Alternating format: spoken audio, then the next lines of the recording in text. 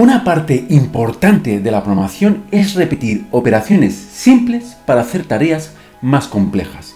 Y para esto están las sentencias iterativas o bucles. ¿Quieres saber cómo usarlas en Python? ¡Acompáñame!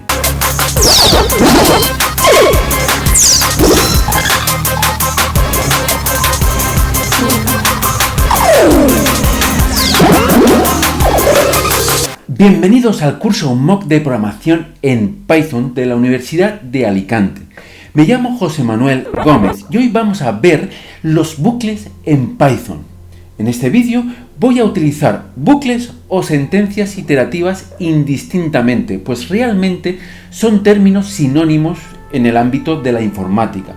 Así que dicho esto, empecemos. Esta lección ya será la última de la unidad 2 sobre la sintaxis básica de Python. Después pasaremos a la siguiente unidad donde veremos cadenas de caracteres.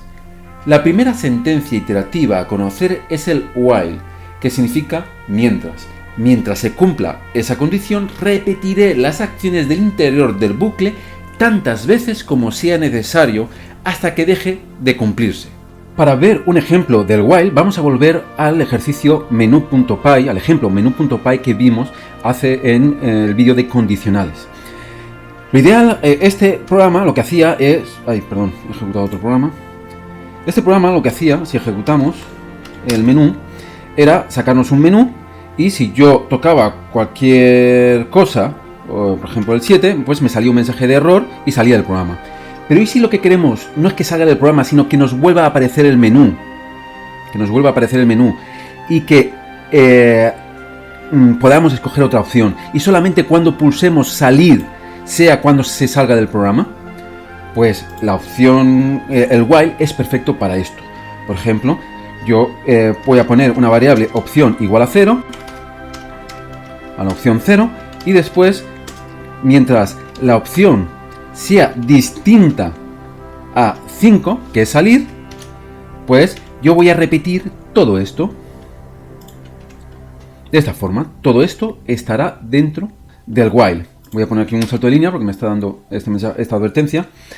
Y si yo ejecuto esto y meto aquí una opción que no toca, pues me imprime el mensaje de error, la opción seleccionada no es correcta y vuelve a ejecutarse el while. Pero vamos a depurar para que lo veáis. Voy a salir, voy a apretar 5 y vamos a depurar con mayúscula F9, pues depuro. Con un punto de ruptura aquí. Entonces, opción vale 0. Mientras la opción sea distinto de 5, mientras se cumpla esta condición, op vale 0, es distinto de 5, entonces esta condición es verdadera, esto de aquí es verdadero, pues va a entrar dentro del while, me imprimirá el menú, si yo miro aquí, me acaba de imprimir el menú, me preguntará que escoja una opción, yo voy a escoger la opción 7, comprueba si es la opción 1, no es la opción 1, compruebo si la opción 2 tampoco, la opción 3, la opción 4, tampoco es la opción 5 y solo puede ser el else. El else lo que hace es imprimir este mensaje de error. La opción seleccionada no es correcta. Si vamos al debugger, pues vemos que opción vale igual a 7. ¿7 es distinto de 5? Sí, efectivamente, como es distinto, voy a volver a entrar dentro del menú. Una vez dentro del menú, en esta opción me va a volver a imprimir el menú. Fijaros que si yo aprieto F8, no entro dentro del menú, dentro de esta función, sino que me la ejecuta saltando a la siguiente instrucción. Sin entrar, si yo hubiera querido entrar en mi menú, imprimir menú, en mi función imprimir menú, pues tendría que haber apretado F7. Aquí me pide la opción. Ahora voy a coger la opción 4. Y esto no se cumple, esto no se cumple. Esta sí que se cumple porque opción es igual a 4. Como es igual a 4 y lo estoy comparando al 4, pues me va a pedir un radio. Aquí vemos que me pide un radio. Pues yo voy a decir que mi radio es 5. Y voy a seguir. Me calcula el área del ciclo. Si voy al debugger, pues veo que el radio el área es 78 y después me lo imprime. Y aquí vemos cómo me imprime el resultado. Y una vez me lo he impreso, como ya no hay más instrucciones aquí, porque todo está en else, sino aquí no hay nada que se pueda ejecutar, pues me vuelve otra vez al while. Y podemos ver que la opción que es igual a 4 no es igual a 5, esta condición se cumple y me vuelve a imprimir el menú. Una vez que me lo vuelve a imprimir, me vuelve a preguntar que escoja una opción. Si yo aprieto el 5, pues me cumple esto, no me cumple esto, no me cumple esto, me cumple este, me imprime el mensaje de despedida. Fijaros cómo aparece este mensaje de despedida y vuelve al while. Y en el while, como la opción que yo he pulsado es 5 y es igual a 5, entonces no son diferentes. Esto es para comprobar, esto me devuelve verdadero si esta parte es distinta a esta. Como es igual, esto me va a devolver falso, y como me devuelve falso, ya no sigue ejecutando lo que hay dentro del while y saldríamos de la función. Imaginaros que yo quiero calcular una serie de números, la suma de una serie de números. Pues yo podría utilizar un while. Suma serie. De tal forma que yo podría decirle que el número inicial sea igual a 1 y mientras este número i sea menor, por ejemplo, yo quiero sumar los 100 primeros números, pues pondría 100 y lo que voy a hacer es crearme una variable que sea suma y la voy a inicializar a 0 y aquí voy a ir sumando ese número que en cada iteración me va a dar i. Suma más igual o es igual a suma más i. Y finalmente voy a imprimir la suma de los 100 primeros números es suma. Y si yo ejecuto con Alt mayúscula F10, pues me ha tenido un error, y es que aquí hay que incrementar i en cada iteración, pues 1. ¿Vale? Ahora sí, la suma de los 100 primeros números es 4950 con este while. Vamos a ver lo que hace este while. Voy a depurar, mayúscula F9, y voy a ver i vale 1, suma vale 0. Entonces, si yo hago suma es igual a lo que valía suma, que es 0, más i, que es 1, pues me va a dar que suma es 1. Y ahora i, que valía 1, le voy a sumar un 1 y ahora va a valer 1. Así ya tengo un 2. Si sigo iterando, pues suma ahora vale 1 más 2, el resultado va a ser 3. Y ahora suma vale 3. Aquí lo que voy a hacer es sumar al 2 un 1 y i también va a valer 3. En la siguiente iteración, pues ya la cosa se diferencia bastante, porque ahora 3 más 3 serán 6. Aquí tenemos 6 y se aumentará en 1 aquí. Y voy siguiendo sumando cada uno de los números. Aquí he cometido un error, porque si quiero los 100 primeros números naturales tenía que haber puesto i menor o igual para que me llegue al 100 y no quedarse en el 99, que es como se quedaría. Yo puedo continuar ejecutando con F9, voy ejecutando cada una de las instrucciones y voy viendo los resultados como van incrementando. Si quiero terminar, lo que tengo que hacer es quitar el punto de ruptura y apretar F9, y con lo cual va a aparecerme en la consola la suma de los 100 primeros números naturales es no sé cuánto. Si yo ejecuto con esta modificación, porque mientras estoy depurando, aunque haga modificaciones, no se va a ver afectado el resultado, sino tenemos que volver a depurar o volver a ejecutar el programa para que este cambio que he puesto aquí de menor o igual se afecte. Hemos visto que el resultado antes nos daba 4950 y ahora nos va a dar 5050. Hay una forma de resumir, de abreviar esto de aquí, porque es una operación muy repetida en informática. Coger una variable, sea igual a una variable, un operador y otro valor. Pues si esta variable se repite, yo puedo perfectamente hacer lo siguiente. En vez de poner suma es igual a suma más i, puedo decirle que suma más igual a i. Y lo mismo puedo hacer aquí. I es igual a i más 1, pues lo puedo sustituir directamente por i más igual a 1. Esto hace exactamente lo mismo. Fijaros que a mí me da 5050 y si vuelvo a ejecutar me vuelve a dar 5050. Esa es la forma que utilizaremos por defecto siempre que sea posible, porque es la más habitual. Pero para hacer series hay una sentencia iterativa mejor, el for in, cuya sintaxis es la siguiente. La palabra reservada for, una variable, la palabra in y después una serie de valores. Lo que hace el for in es que a cada iteración la variable adquiere uno de esos valores y ejecutamos las acciones dentro del for mientras queden elementos en esa lista. Para hacer esto más elegante, es mejor utilizar el for. De tal forma que yo puedo, en vez de hacer esto y esto, decirle que for, siempre en minúscula, en, y le voy dando los números que quiero sumar. Imagínate que solo quiero los 10 primeros, pues tendría que acabar en el 11. Y esto haría lo mismo que hemos hecho antes, pero con menos instrucciones.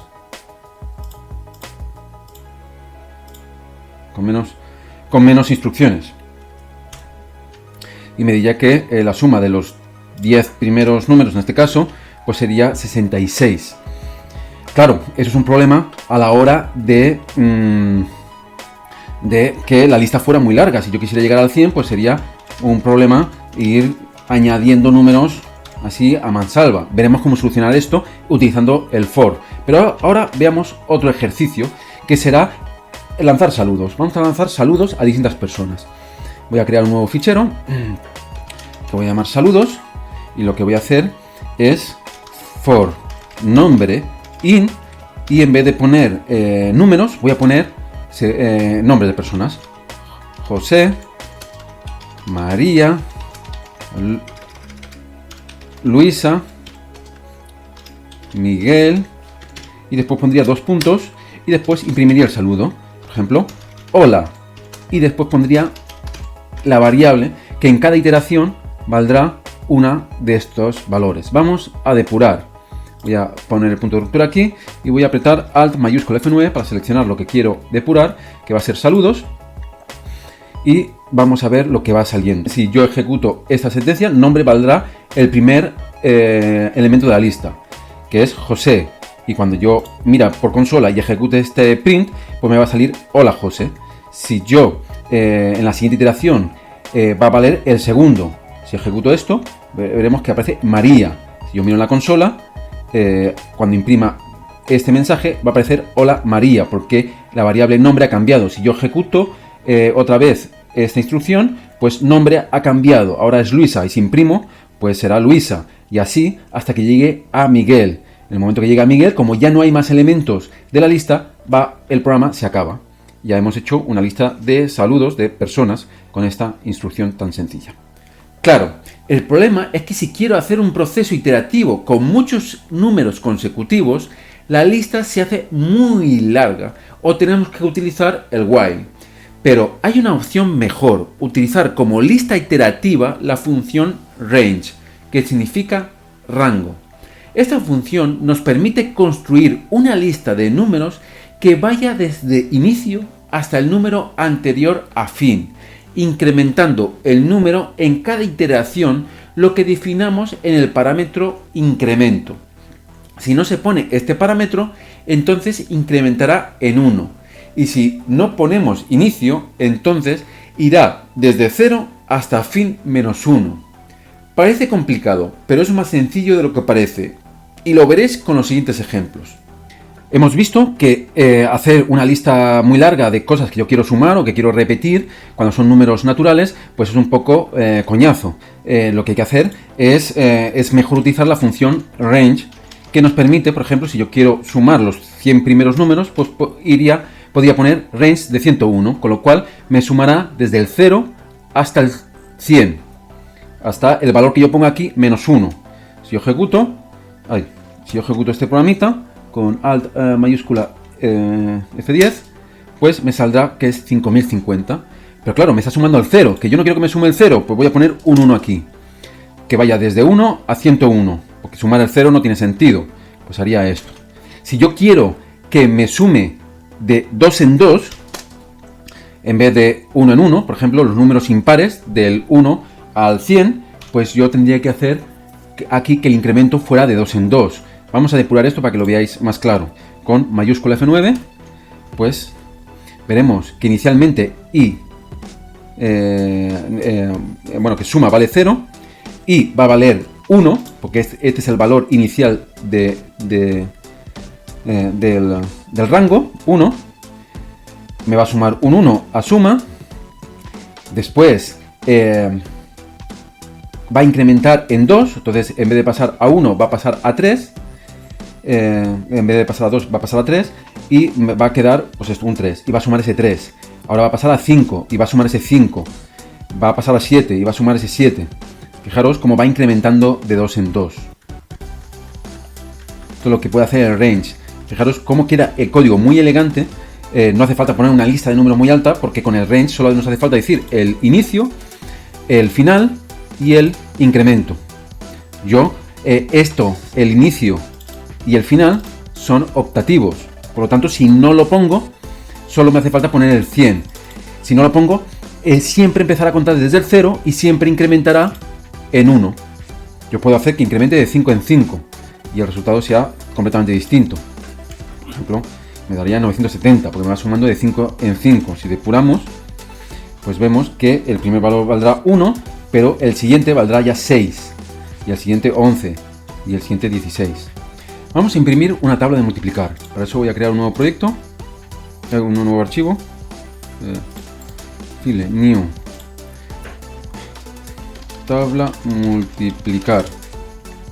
Y utilizando el for es bastante sencillo.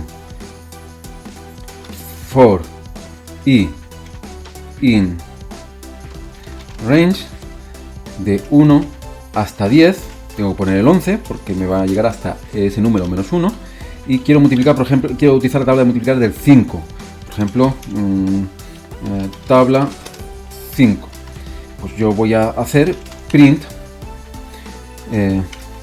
y por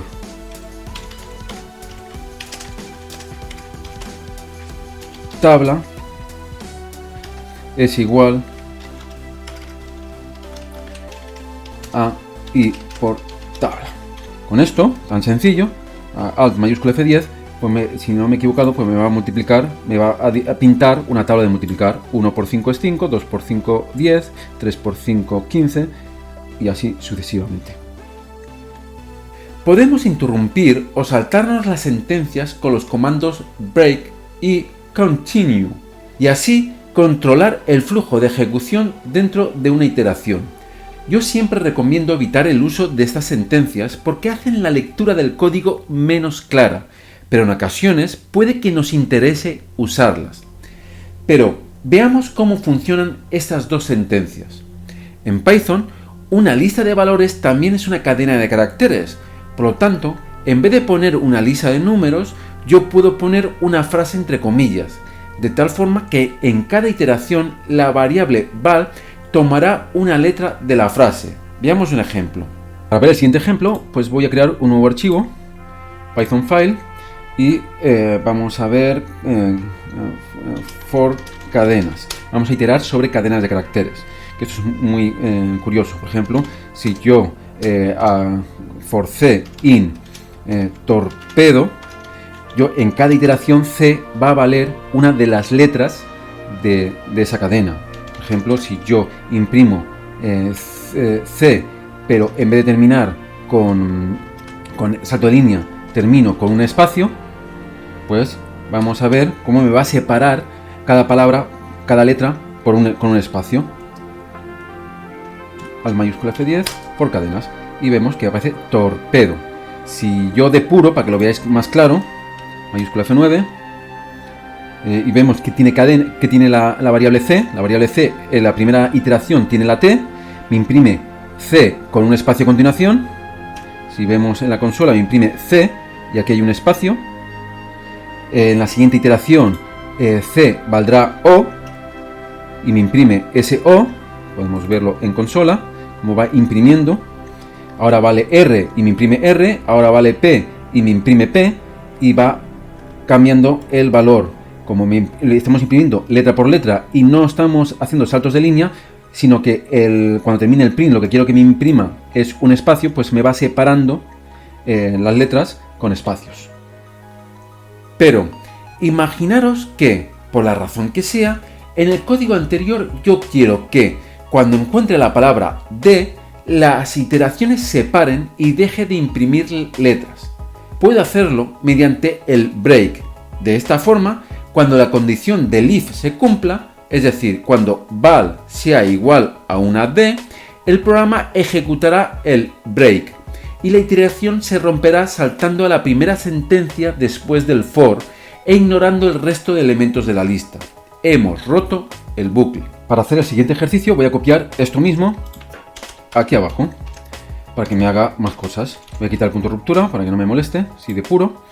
Y lo que yo quiero es ver la función del break. Lo que voy a hacer es que si C es igual a la letra D, que llegue aquí, pues me interrumpa el for y haga un break. Lo que hará este break es romper las iteraciones, ya dejará, aunque tenga más elementos, aunque tenga la D y la O, pues va a interrumpir el for y acabará el programa. Entonces solo imprimirá hasta antes de la D. Miramos cómo funciona y me parece torpe. Voy a imprimir un print para separar aquí y otro print para separar aquí, ¿vale? Así me sale en dos líneas distintas. Torpe, porque al llegar a la D se ha ejecutado el break. Vamos a depurar para que lo veáis más claro. Si yo voy depurando, pues la C vale la T es igual a D, no, pues el break no se va a ejecutar y se va a ejecutar el print y me imprime el print. Ahora C vale O, como C vale la letra O, pues O es igual a D, no, pues me imprimirá la O y así hasta que C valga D. En el momento que C vale D, si vamos al debugger vemos que C es igual a D, como C es igual a D, y esta comparación se convierte en verdadera, D es igual a D verdadero, pues entonces me va a ejecutar el break. Como me ejecuta el break, ya no continúa con el for, rompe el for y salta fuera del for, aunque quedasen elementos, quedasen todos los elementos que tú quisieras. Por ejemplo, si yo hiciera esto, también se interrumpiría y me aparecería solo torpe, porque cuando encuentre la D, da igual lo que yo tenga fuera, si vuelvo a ejecutar, pues vemos que sigue apareciendo torpe, ¿vale? Porque cuando encuentre la D, se para, ejecuta el break y se interrumpe el for.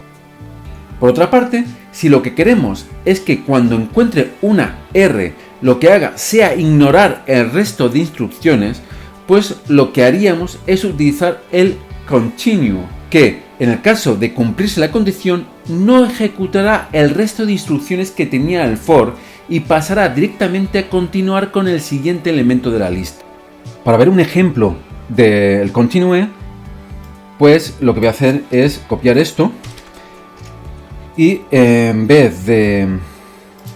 voy a cambiar esto, lo voy a dejar así, y en vez de ser la D la voy a cambiar por la R. Y en vez de poner break voy a poner continue. Esto lo que va a hacer es que no va a hacer como el break, que va a romper el for, sino que esta sentencia, cuando ejecute el continue, pues no va a ejecutar esto de aquí. Veamos un ejemplo. Vamos a depurar hasta aquí. Si yo ejecuto la primera vez, vale C vale T, como C no es igual a R, pues no se va a cumplir esta condición y por lo tanto no va a hacer el continue y va a ir al print. Y del print lo que va a hacer es imprimir la T. Lo mismo va a pasar con la O. La O, fijaros como me ha saltado aquí y me lo imprime. Pero ahora sí, ahora la C vale igual a R, porque es el siguiente elemento que tiene que mostrar. Como es igual a R, pues lo que va a hacer es ejecutar continue. Y como aprieta continue, pues esta instrucción, o todas las que hubieran aquí debajo, dentro del for, si hubieran más instrucciones, tampoco le haría caso, pues no va a hacer caso y va a volver al for. Y ya la R no me lo va a imprimir. Entonces, si yo ejecuto, pues me va a imprimir todo, menos las R. Si yo tuviera otro, como por ejemplo, torpedo fuera, y yo ejecuto, pues las dos R's no se van a imprimir. Torpedo fuera. Al igual que el if else, las sentencias iterativas se pueden anidar unas dentro de otras sin límite, tanto el for como el while, o incluso mezclándolos. Para ver el siguiente ejemplo, lo que voy a volver es al ejercicio de tabla multiplicar, en donde lo que vamos a hacer es no solo multiplicar a la tabla del 5, sino todas las tablas de multiplicar. Y para eso, en vez de hacer solo poner una variable con 5 y dejarla esa fija, lo que voy a hacer es for tabla en range de 1 a 11 y borro esto, y lo que voy a ejecutar es esto. Y al final, para separar, pues voy a imprimir pues un salto de línea más el salto de línea que me dé. Entonces habrán dos saltos de línea al finalizar cada una de las tablas. Con esto lo que consigo es que tabla vaya cambiando de 1 a 11. ¿Y qué va a hacer dentro de este for? Pues va a hacer otro for en donde va a ir de 1 hasta 10 también, y va a hacer todas las combinaciones posibles. Si yo ejecuto la tabla de multiplicar, pues vemos que me salen todas las tablas. La tabla del 1, la tabla del 2, la tabla del 3, la tabla del 4 y así sucesivamente hasta la tabla del 10. He anidado dos fors. Lo podría haber hecho igualmente con el while. Igualmente. Vamos a hacer un ejercicio más práctico. Vamos a intentar encontrar los 100 primeros números primos. Para encontrar los 100 primeros números primos voy a crear un archivo. A veces no funciona bien. Hay que pinchar aquí y hacer New Python File. Y encontrar primos. Voy a crear un archivo llamado así. Voy a hacer lo siguiente. For i in range de los 100 primeros números naturales, desde el 2 hasta el 101, ¿vale? Porque el 1 no es primo. Y yo voy a comprobar si ese número es primo. Entonces, si es primo ese i, pues lo que voy a hacer es imprimir un mensaje diciendo que imprimir ese número. Print i. Y ya tendríamos el programa hecho. ¿Habéis visto qué sencillo es saber encontrar los 100 primeros números naturales? Claro, esto tiene una trampa, que la función esprimo todavía no existe, tenemos que desarrollarla. Entonces voy a crear una función que se llama esprimo, que yo le voy a dar un número y me va a decir si ese número es primo. Esta forma de programar es la que yo recomiendo. Cuando una tarea es complicada, porque era complicada, la divido en dos tareas más sencillas. Primero, recorro de 2 a 100 y le pregunto a una función si ese número es primo.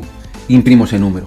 Y ahora voy a comprobar si ese número realmente es primo. ¿Y cómo sé si ese número es primo? Pues si encuentro un número entre 2 y este número menos 1, que al dividirlo por este número me dé entero, entonces sabré que no es primo. Entonces yo lo que tengo que hacer es recorrer con una variable entre 2 y ese número menos 1, ¿vale? Recordar que el range va desde este número hasta este número que yo pongo aquí menos 1, entonces no me haría falta hacer nada más. Tampoco importa que utilice la misma variable aquí que aquí, porque esto es una variable local a es primo y esto es una variable global. Entonces lo que voy a hacer es comprobar si al dividir la variable al número num lo divido por i, me da un número entero, pues entonces será primo. ¿Cómo sé que al dividir me da un número entero? Porque si yo calculo el módulo de esa división, num dividido, o el módulo entre num e i es igual a 0, pues entonces sabré que no es primo. Este porcentaje, si os recordáis en el apartado de operadores, me daba el resto de una división. Si el resto de la división es 0, es que es una división entera y por lo tanto no es primo. Como no es primo, yo lo que haría con esta función es devolver un resultado falso. Le digo que es falso, devuelvo falso. En el caso de que termine el for y haya comprobado todos los números entre esas dos cifras, pues, y no haya ejecutado esto, pues solo queda decir que no he encontrado nada que dividiendo a ese número sea dé un resultado entero. Entonces la división sería, entonces ese número realmente sería primo y podríamos devolver un true. Este return está fuera del for. Entonces solo se ejecutará cuando termine el for. Si al terminar esta iteración no se ha ejecutado esto de aquí, ejecutará el return. Entonces yo si ejecuto esto, pues esto es la tabla de multiplicar, encontrar primos, pues me encuentra todos los primos, el 2, el 3, el 5, el 7, el 11, el 13, el 17, etcétera, etcétera. Te animo a que depures este programa como tarea para que veas claramente cómo funciona y cómo esto devuelve false o devuelve true dependiendo los valores. Pero por regla general evitaremos el anidamiento de bucles, porque esto complica mucho la lectura del código y es bastante propenso a cometer errores. Yo siempre aconsejo que, como máximo, suelo hacer 2 niveles de anidamiento, como hemos hecho con las tablas de multiplicar, y para evitarlo podemos usar funciones como hemos visto con los números primos. Pero hay algunas excepciones, por ejemplo, al menos que sea una operación muy elemental, evidente o que se desarrolla siempre así. Para ver un ejemplo de cómo podemos reducir los anidamientos, podemos volver a la tabla de multiplicar. Yo puedo decir que en vez de hacer un anidamiento dentro de un for dentro de otro for, puedo reducirlo creando una función que sea imprimir tabla. Se entiende que una tabla de multiplicar. Y le paso la tabla que yo quiero imprimir, que va a ser la que quiero imprimir en cada momento, que será esta. Y este for, entonces, ya no estará dentro de este otro for, sino que estará dentro de la función imprimir tabla. Y aquí le paso el número de la tabla de multiplicar que quiero imprimir. Y con esto ya haría exactamente lo mismo. Lo bueno es que este código quedaría mucho más limpio y más elegante. O sea, yo en cada iteración, por cada tabla, imprimo la tabla de multiplicar. Y esta función lo que hace es imprimir una tabla con un número determinado. Si ejecutamos la tabla de multiplicar, pues vemos que efectivamente se van multiplicando, van apareciendo todas las tablas de multiplicar, porque esto me imprime una tabla de multiplicar cada vez. Y esto lo que hace es mostrarme esa recorrer desde 1 hasta 10, pues le mando que imprima esa tabla. Primero imprimirá la del 1, después la del 2, después la del 3, y es una forma, utilizando funciones, de que el for no se anide demasiado. En este caso era un ejemplo un poco chorra, no hacía falta crear una función, pero queda más elegante creando una función. Y si tenemos muchos for, pues lo más recomendable es crear funciones y reducir la complejidad del código, porque si no, nuestra cabeza hace boom y solemos cometer muchos errores cuando tenemos demasiadas cosas en el código. Intentar simplificar utilizando funciones. No obstante, si ves el código muy complicado, pues te animo a que lo intentes simplificar poniendo algunos anidamientos dentro de funciones, como hemos explicado con la tabla de multiplicar. Con esta lección ya terminamos la unidad 2 de sintaxis básica de Python. En la próxima unidad veremos todo lo que quieres saber sobre cadenas de caracteres y nadie te ha contado. Si te ha parecido interesante, dale al like, comparte y si me estás viendo a través de YouTube, suscríbete y activa la campanita para estar al tanto de las novedades.